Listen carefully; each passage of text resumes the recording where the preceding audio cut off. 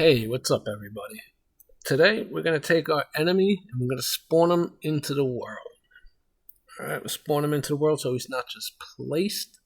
If I have enough time, maybe we'll update our player a little bit. Let's first go to Content Browser. Let's open up our enemy character folder and let's right click and select a new blueprint class. Let's select an actor. This will be our spawner, so we'll rename this BP spawner, or BP enemy spawner. That's better, actually. That works. We set that up and we'll open this up and go inside. We'll put in we need a variable and a couple of components. Let's open up our detail panel here. Alright, let's go here first and see if this is hidden in game. I want to have everything hidden in game. I don't want anybody to see the spawn. I just want my characters to spawn. There it is. Alright. And then I need a couple of components. Let's get a plane. That's where our character will actually spawn, or our enemy will actually spawn. And we'll need a sphere collision. So let's get our trusty little sphere collision. And get it in there. Alright, and that's small.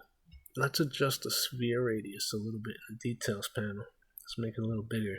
The shape is. Alright. That's probably a little small, but whatever, you get the idea. At least our plane is encompassed by it. We could adjust it out in the world when we put it out there to test it.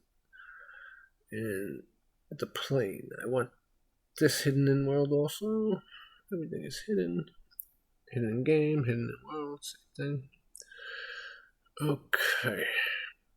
Alright, I think that's okay. We can go inside our event graph. Close these. Little bubbles out. Let's move these two nodes. Won't need that overlap, but we'll need the tick. I want to initiate my player reference cast call and my enemy reference cast calls that I made here. So let's get our player, and our target will be our player character. And then we'll pull off of that pin and promote it to a variable as usual. Alright, and then off the player cast call, promote to your variable. Off of that execution pin, let's get our enemy reference. Cool. There you go. And our target will be get actor, or get owner. Get owner, which is an actor. An actor, not a sprite. Why did I select that? There's this habit. It's usually right on top. Get owner. On a sphere, on a sphere. Where is it? At the top. Get owner, the actor. Get owner. And then off the enemy reference, let's promote that to a variable. Okay, there you go. Promoted it all to a variable. Now, let's go to our sphere, click it, right click, and add events. And let's get the two events of begin and end overlaps. And let's put them into the graph. Let's select these bad boys and move them over. Alright, put them there. There they go. Alright, now, I will need a boolean, like I said. I need a variable. It is a boolean, and I want to type in is spawning. Alright, so that's all said and done. Compile, save, and we gotta see what's going on here. I keep doing like the actor has tag mentality when we pull off of this other actor pin here. You know, we give our enemy or our player a tag and we type in has tag and it pops up, and we could type a tag in that little text block we have on the bottom here. But since I got like variables for our character and our player, I want to pull out the player cast call. I want to get it. I want to select it, right click, slide all the way down to validate get, convert to a validated get. I want to check just for this guy. I'm going to connect the execution pins. In order to check to make sure it's just the player character, as that other actor will pull off the player cast call and goes equal. And this will create like a branch node almost, where we have to see a true or false. And that other actor, now if that other actor is our player character, and that's equal, it will trigger that begin overlap event by setting a true or false, by setting a branch node. So we'll take the branch node and connect it to our valid. If it's valid at true, we'll take our is spawning, connect it, and then click the box next to is spawning. So it is spawning. That is a reference to it being initialized. Okay? I could do the same thing by just copying and pasting this code, but I'll show you that by just doing by the has tag format also, it will work. It still works. It's just a different way of coding it, whatever's easier for you. So, is it player character or player? What was it? Just going back to the class defaults on my player. It's the detail panel. Open up. Alright. Check the tag. Yes, player. Alright. Just highlight, copy, and go back to the enemy spawner and paste it into where the text block is for the tag. Let's close that. Alright. Put it there. And then we could pull off of the return value here and just go to another branch node. And connect the execution pins. And then we'll set our is spawning, but leave the box unticked on that true. Alright. There you go. So that's all done. That's all good to go. It's all set up. Our sphere trigger component overlap is all good to go. I like all them triggers. We need a function though. We'll call this spawn enemy. This function will actually spawn our enemy into the world. Every time our player walks or steps into that sphere and triggers it, an enemy will spawn. It's not that difficult to do. It's actually really, really easy. And this will be one of our first checks to make sure that it is spawning. What I'll have to do is take my is spawning, set it, and tick the box next to is spawning. I'm going to move this up, align this, and then off that execution pin, I want to spawn my actor of class. Alright. There you go. And for collision handlings and override, I will do, is it try to spawn? Oh, adjust location and always spawn. Alright. So now that we have our enemy that we want to spawn, we will take the plane. We will get its world location and plug it in to the spawn transform. It will give me a pin that automatically combines these. Let's let you know it works. Oh, if I got ahead of myself, the class is our BP enemy. I'm sorry, I think I had too much. I apologize. Let's pull off of this actor of class pin and type in for each loop. And as you can see, I got some grayed out areas, which might give me complications when I try to compile this. So let's take off the return value of that actor has class and plug into the array, because I just want to deal with that enemy. The enemy that I have there, that class of enemy, that's it. I'm not going to be playing with this array element too much. I just want it to be completed when it's done. So what I'll do is I'll go back to is spawning. I will set it. And I will leave the box unticked next to is spawning.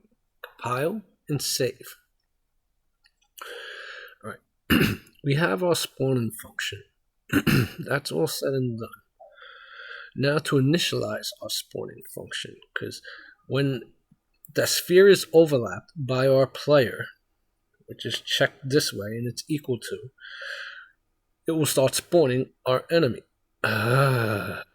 Let's get over here, sorry. We'll spawn our enemy, and when he leaves, it should stop. But we have to constantly check that, and we'll do that through our tick event. So let's grab our tick event, move it over, move it right above the begin play, move it up a little more. And this will work fine. Let's get our is spawning, bring it into the world or the graph, pull off of the pin, and put in a branch node. This will be our final check to make sure it is spawning. So it's not constantly doing it. We're gonna make this work. So is spawning is in. You're gonna branch. If it's true, you're gonna set is spawning and tick the box near is spawning. I only want this to do it once, so I will pull off that execution pin and type in do once. So it will only do it once unless it's told to reset. We'll leave everything as is. We'll pull off and type in a delay and have a real slight delay, so it just initializes that do once and there's no confusion. A 0.2 will be just fine. The default is absolutely fine. When you're done with that, you take your spawn enemy and plug it into the complete pin of the delay. Alright, so it will spawn the enemy once.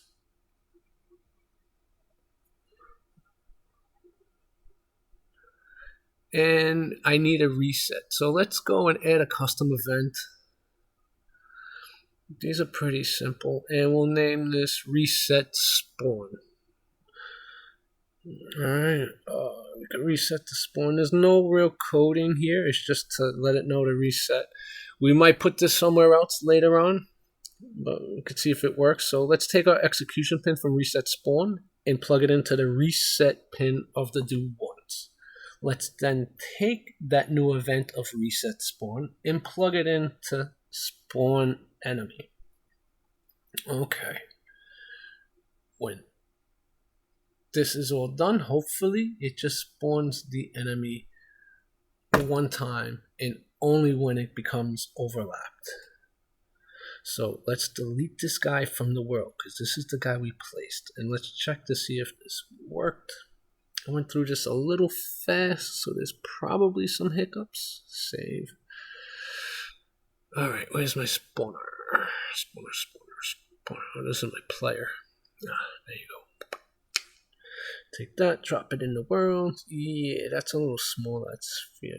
Let's just line this up. I'll adjust everything out here just to test it out. Let me zoom in and line this up, make sure my character can overlap. That's not bad, it's 2 cents. Oh, move this back. Yeah, we need that sphere's gotta be a little bigger. Select a sphere and go to the details, select sphere, shape, and sphere radius, and increase it to whatever you like. I don't want to overlap too much. Let me move this guy down a little bit more. Alright. Might not hit his move to detection sphere for the enemy, but let's see. Oh, my favorite. Oh my god, this reminds me of the old school days of like buffering. Oh god.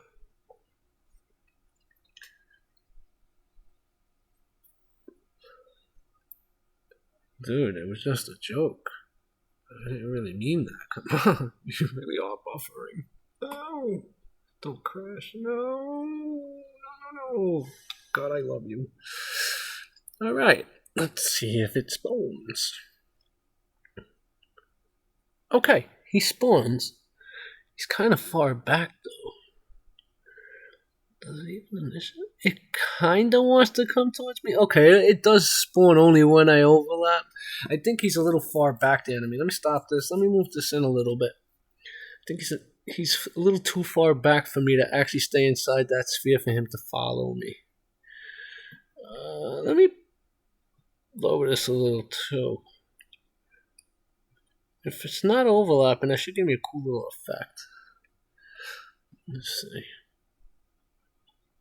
Okay, no, he's still spawning way back there though. And what? Whoa. Why did he drop down like he took a step? Is there collision on that? Go to the plane. Let's go to the plane. And I want to see the collisions. I might want to turn off all the collisions. Yeah, collision presets. No collisions. Let's try this. Okay.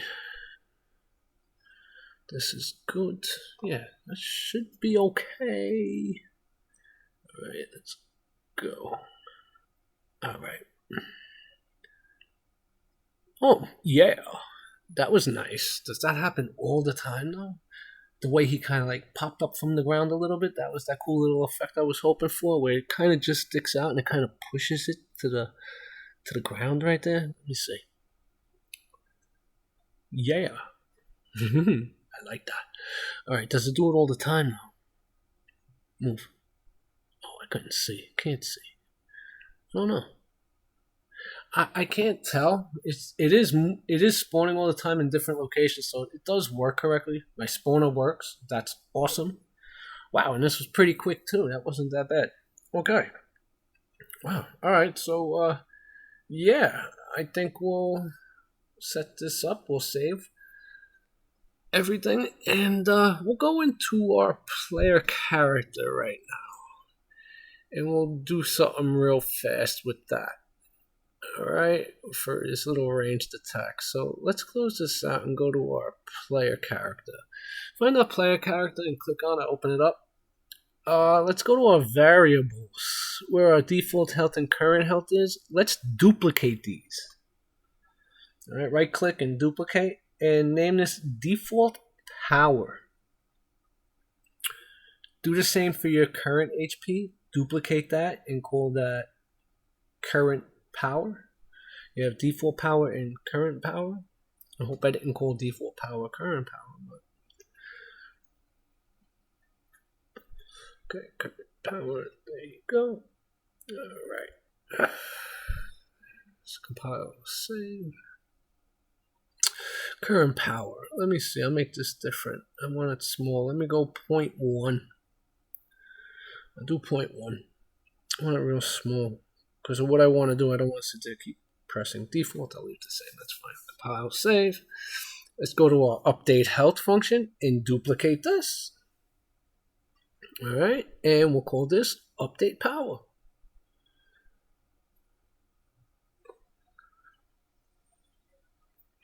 There you go. You got your update power. We'll get rid of these current HP and default HP.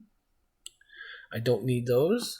And we'll replace those with the corresponding power variables that we have. Current power and our default power. Alright. These are all set up good. Gotta get rid of that. I have to set up a new UI. The return node, let's go to new current health. That's messed up. Let's type in new current power. Alright, because we're going to be dealing with a new progress bar. Get rid of this because I want to upgrade. I gotta change that and do a power UI. Get the current power, set it, hook up the current power pins to the return node and leave it. We're not going to compile and save. We'll have issues. I need new power. So let's get out of here and go to our HUD. Let's open up our HUD blueprint.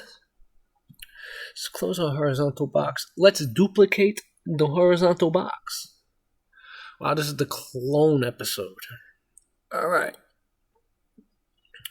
Here we go. And instead of health, we'll type in power. We're just converting everything that we have for our health into power. So we have a secondary progression bar. Alright. Alright. There's the progression bars. Good. Alright. Why do I only got one bar? What the hell? Ah. There we go. Get this and set up the anchors. One on the top of the HP.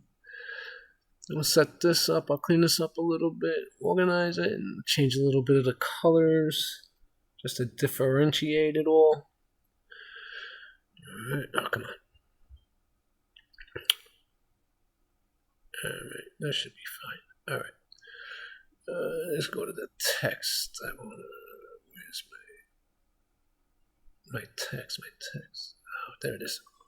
Take out the HP, delete it, type in power or energy. You want to call it energy instead of power, you could do that too. Whatever you call it, name it there. I'll change the color of the... This act's a little funky in here. I always gotta use the wheel. It's just by habit too. That's good. I'll save that. That'll be the color for my text. The progress bar. I want to change the color of the progress bar. Is this it? I don't... nope. That's the back end. That's when it's empty. I don't want this. Let's go down. Ah, there it is. Let's change this color. Let's get that. Let's make it lighter. Then I gotta do everything from up here. Let's get a little lighter, like a pastelish. That works. Okay. Alright, there we go. Our progress bar is hooked up a little bit. We got it looking cool. Let's get that function going that we need. So let's go to the graph. And there it is, the HP UI. What are we going to do here? I don't know. Let's select it, right click, and duplicate this too.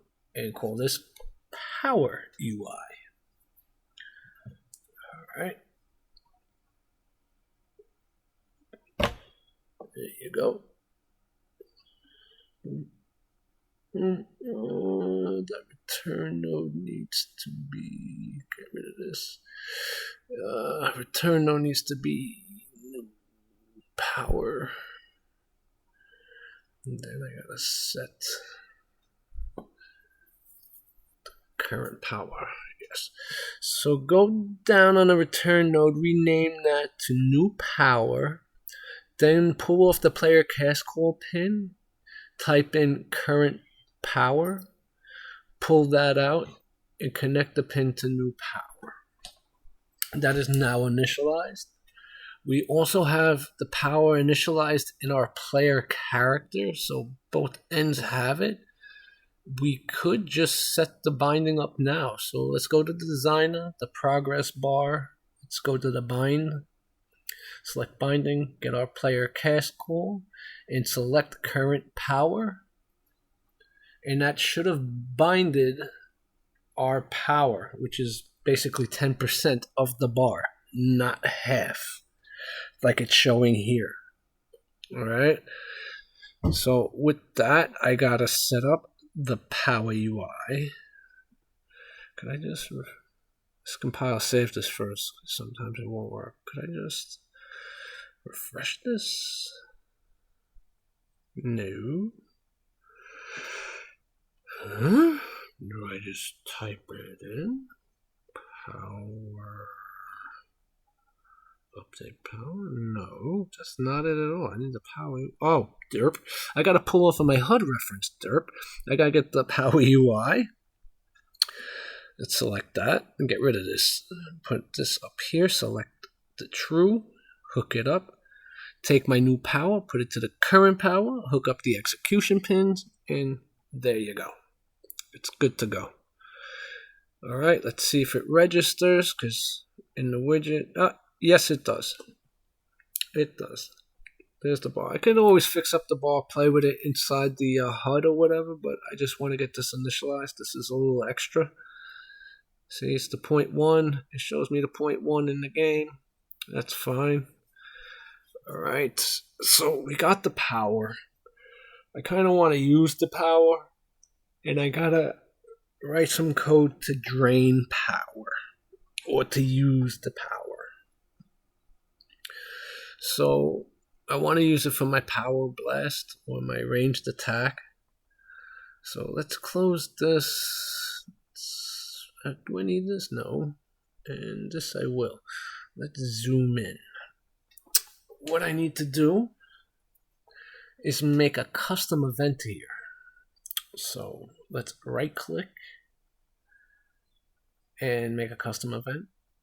and we will call this, I don't know, you could call it power usage or power drain. So let's get our custom event. We could just leave it as is. We'll name this event, I will anyway, I'll name it power usage. Alright. And now every time I fire from my power blast, I wanna use some power. I wanna drain it. So I'm limited. I can't just always constantly shoot. You know, and this will bring in where I gotta use some items. So let's see if we're firing. So get is firing. Let's make a branch off of that pin and connect the execution pins. Alright, let's organize that a little bit. Alright. If it's firing, I want to get my current power. And from my current power, I want to subtract from my current power. And it's at 0.1. I could do 0.02. So if I do it for my shooting, it'll be 5 shots, and I should be empty, and I shouldn't be able to shoot no more. So I'll leave it there. You can do whatever you want to do. It doesn't have to be these numbers. I'm just trying to make it where it works good. So once we do that, I will set my current power because it's changed, because I fired. I used it. Right? So with that set up, I got to do a couple of things. I got to go inside the notify, and I got to stay inside the player. I got to see which one I want to do first. I don't know if it makes a difference.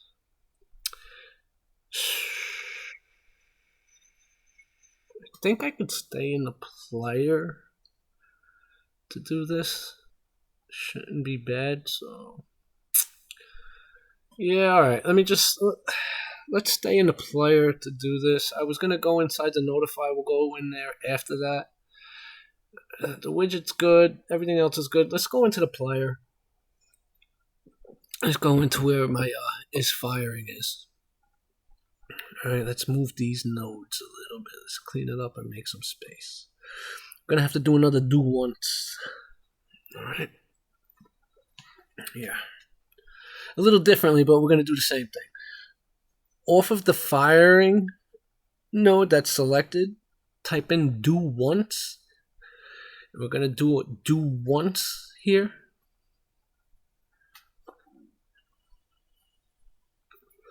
And I'm going to reset my do once down here. So let's break this. All right. I don't want that going into the jump node anymore because I don't want it constantly draining. I will. Let me make the reset node now. Reset. Not reset. Custom event. Then reset. All right. Custom event, then reset firing, or reset fire, whatever you want to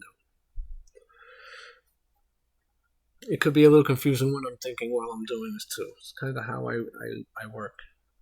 See what works, what doesn't, fix it as I go. All right, we have our reset event. Let's hook that up to our reset pin on the do once. Okay, and then we'll take our event we just made for the reset. Where is it? There, here it is. Reset firing. Let's plug it in when it's released. So when it's pressed, it will do it once, and when it's released, it will stop. Okay, it's a little backwards what I'm doing, but that'll work. Now I have to go inside my ranged attack. What I want to do here is where it's valid, I want to pull that back, and I'm going to type it in where this do once is only initialized once. Because I want to drain energy, but I don't want to drain it all the time. I only want to drain it when I press the button once and release. So I will go back into my enum notify for range, I believe. I'm going to take these two nodes and slide them back because I'm going to need some room. This is where I'm going to use some power usage. I'm going to pull off of this. I'm going to get our player reference call or player cast call reference message. And we'll get player character. I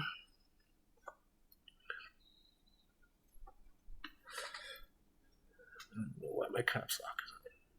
Yeah, whatever. All right. Off the player cast call, let's get power usage. Let's get that event power usage. There you go. Let's hook it up. Off the player cast call, let's get our current power. I gotta really fix that. I'm being lazy. I don't fix the caps lock. We got our current power. Now, if our current power is greater, not greater and equal, just greater than 0, we'll make a branch. All right, hook up our branch node, and we'll connect our branch node to our power usage. All right, now if it's greater than 0, and it's true, I want to take this bad boy and I want it to spawn.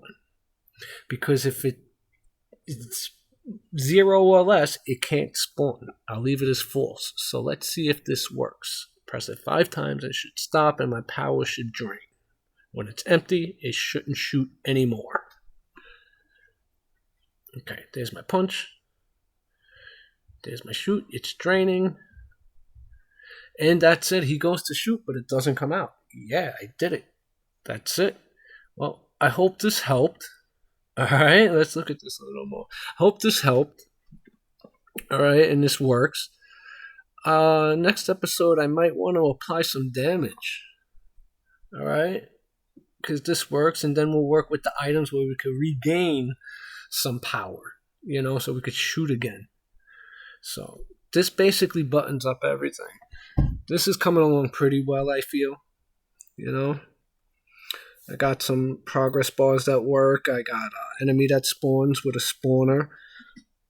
See? I don't mind it. I think I will make a spawner where you could destroy it because it will be annoying to see spawners keep, like the enemy keep spawning every time. You might have to run back for something or whatever. But that's later on. I think this will suffice and this will do. Alright, so I appreciate it. Thank you, and everyone enjoy.